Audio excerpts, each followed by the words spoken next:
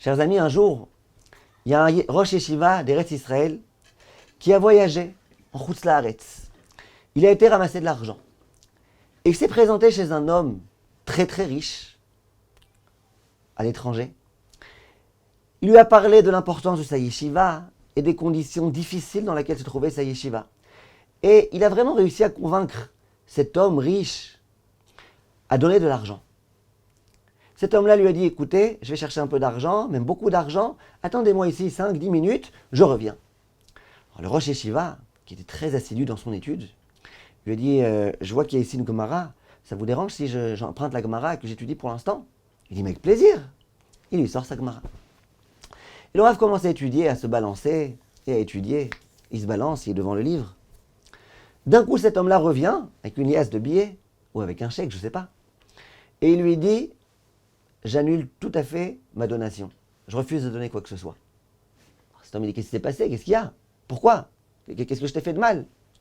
Il dit, non, je refuse, laisse tomber. C'est même pas la peine de parler. Mais, même pas la peine de parler. Même pas la peine de t'expliquer. Je ne donne pas d'argent à ta yeshiva, un point, c'est tout. Alors ce Rosh Yeshiva, il dit, mais je vous en supplie, expliquez-moi. Ok, vous ne voulez pas donner, ne donnez pas, mais au moins expliquez-moi. Peut-être je vous demande pardon si j'ai fait quelque chose, si je vous ai offensé, si je me suis mal comporté. Il lui dit, moi, je ne donnerai jamais un sou à une yeshiva dont le Rosh Yeshiva, il ne sait même pas lire en hébreu. Lui, il dit, quoi? Moi, je ne sais pas lire en hébreu? Quoi? Il dit, tu ne sais même pas lire en hébreu une lettre. Tu ne connais même pas l'alphabet hébraïque et tu as une yeshiva et tu veux que j'aide ta yeshiva? Il lui dit, mais qu'est-ce qui se passe? Je ne comprends pas ce que tu veux.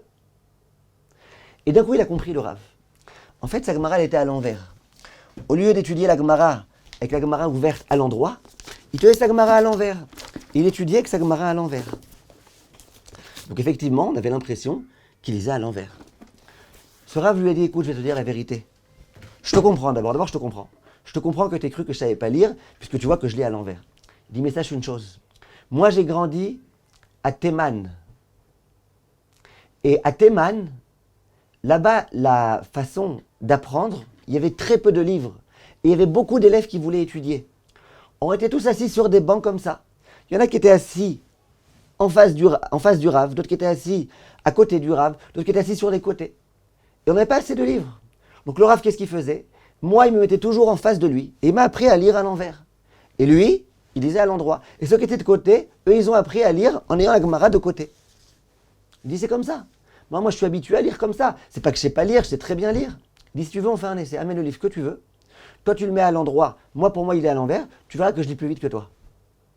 Cet homme-là a joué le jeu. Et effectivement, il a vu combien le Rosh Yeshiva lisait rapidement à l'envers. Et là, il a dit au Rosh Yeshiva, je m'excuse.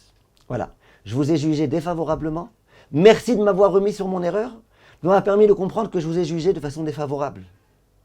Et il a donné une grande somme d'argent. Maintenant, vous allez me dire, alors quoi? Alors, la façon dont il a jugé, a priori, c'est normal. Tu vois quelqu'un tenir un livre à l'envers, c'est qu'il ne sait pas lire.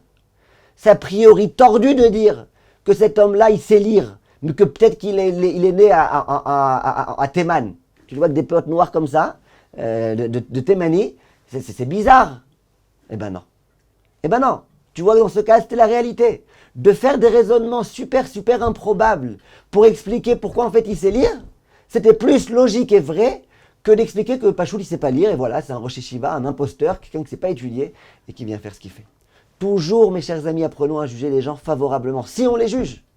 Personne nous a demandé à nous tous d'être des Dayanim. Personne nous a demandé de juger tout un chacun. Personne. Mais en tout état de cause, ce qui est sûr, c'est que si déjà on juge quelqu'un, eh bien qu'on essaye de faire fonctionner nos méninges, notre intelligence, notre capacité d'imagination pour essayer de comprendre en quoi cet homme-là, ce qu'il a fait, c'était bien. Kol tov, mes chers amis, et à bientôt.